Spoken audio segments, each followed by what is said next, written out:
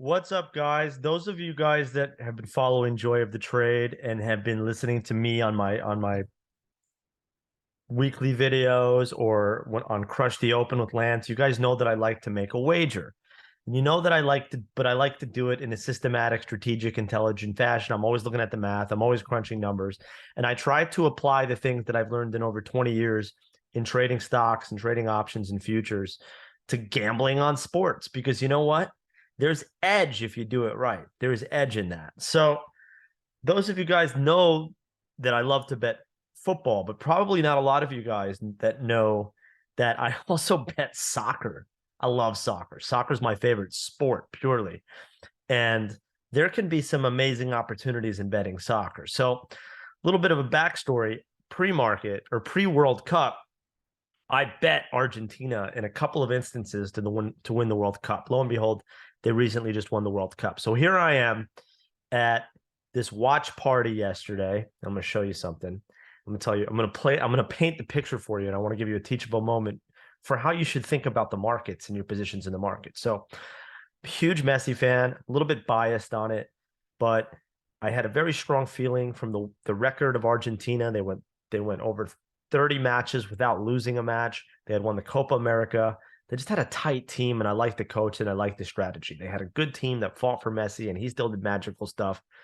So I thought they'd win the World Cup. So let me show you what I did, and then I'll show you what I did after I already knew that. Hold on a second. That's an old video of me, but check this out. You're going to like this.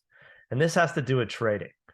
And I want you to understand how I thought about this. So I cashed yesterday a 200. So I made this bet months and months ago before Argentina even became a favorite. $200 Argentina at 9-1 to win the World Cup. And or sorry, it was a $100 bet. And so I get back my 100 plus the 900. So to pay 1,000.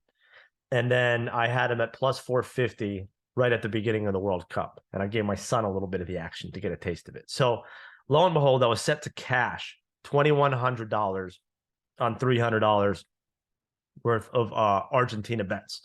So I'm sitting at a watch party in Miami. And anybody who's ever been to Miami during the World Cup or any big soccer event should know Miami's a soccer crazy city, and I'm right in it with them. And I like to party, and I like the atmosphere and the raging and all of that, the fan atmosphere. So there was a huge watch party.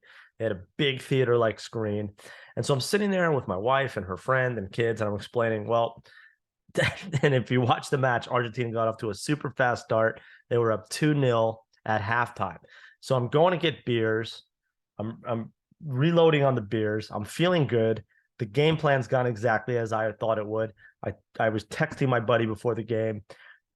I'm not hedging any of this. Argentina is going to play direct. They're going to play fast. It's going to overwhelm France. And I was right. So I'm sitting here at halftime. And I'm thinking to myself, I'm so right. This is happening. But let me just take a look and see what the cost is of hedging this out. Let me just take a look. So I pulled up my screen, and I see France is trading at 11-1 to win the World Cup. So none of this is who's going to score more goals or point spread or anything. It's just to win the cup. So down 2-0 at halftime, France was 11-1 to win the World Cup. Even though my thesis was right, even though I was set to make $2,100, I didn't care. That was cheap. That was really cheap for 2-0. I mean, if it was 3-0, then maybe I could see it. But I had seen Argentina give away a 2-goal lead against Holland. I had seen them give Australia a goal to make it interesting. And so I said, let me just peel off a hundo just to give myself peace of mind. And those of you guys that watched the match know that they tied it up. France tied it up 2-2. They went into extra time. It got to 3-3, and then it went to PKs.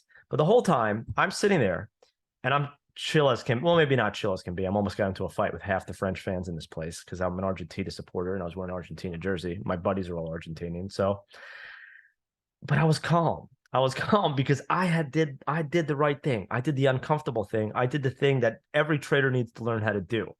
Take away your subjectivity, take away your conviction, and buy yourself a little peace of mind if the math adds up and if they give you value for it. At $100, that was the best insurance I could have bought. So teachable moment on the World Cup. I do it in trading. I do it in sports gambling. I do it in life. and it just makes things so much easier. So never stop thinking, never stop looking at prices, and never get too complacent and comfortable, because that's when you know what comes. The wolf's always at your door. So be careful. LFG guys, have a great week.